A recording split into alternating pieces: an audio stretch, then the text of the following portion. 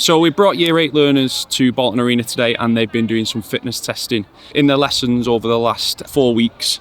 We've been working up to this event, and today we've taken some professional data, and the learners will get some scores for power, strength, flexibility, and they're just about to start one now for cardiovascular endurance.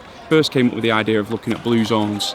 And there's basically 5 areas of the world that are classed as blue zones, and this basically means that people are living beyond the age of 100 in these locations. So the question that we asked the learners was, could Bolton become the next blue zone? And they've explored what happens in the locations around the world. There's some in Japan, there's some in Italy, there's one in Greece, there's one in America, and there's one in Costa Rica as well. Basically, they narrowed it down to 3 things. They've looked at physical activity, they've looked at nutrition, and they've looked at socialisation. What we've done in the PE lessons is we've mostly focused on that daily physical activity that they could do, but understanding that if my flexibility is poor now at my age, what can I do to improve that going on beyond school into my 60s, 70s, 80s and 90s. If my cardiovascular is not what it should be at this age, then what can I do to make sure that it is improving so that later on in life that I'm not suffering from any cardiovascular ill health. We've been looking at all the different aspects about blue zones, about the things that make them live longer, live healthier lives for longer.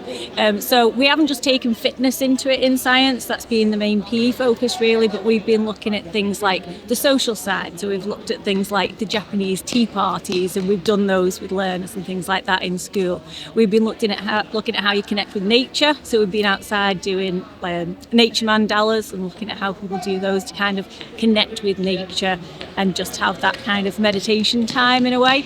So we've taken a lot of the different aspects. We looked at nutrition as well. So we've looked at what the common aspects of the diets are in the different blue zones and what people can take away from that. And it's been quite interesting really to see the learners experience the different things that maybe is outside of the comfort zone, like the tea party and things that they hadn't necessarily experienced before. The going outside and doing the connecting with nature, it was really kind of hard for them at points to just be at one with themselves and not try to interact with other people and just interact with nature.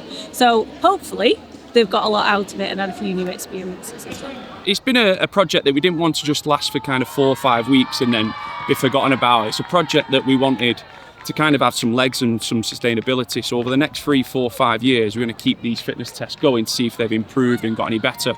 And we also want them, when they leave school, ultimately to be healthy and to be happy.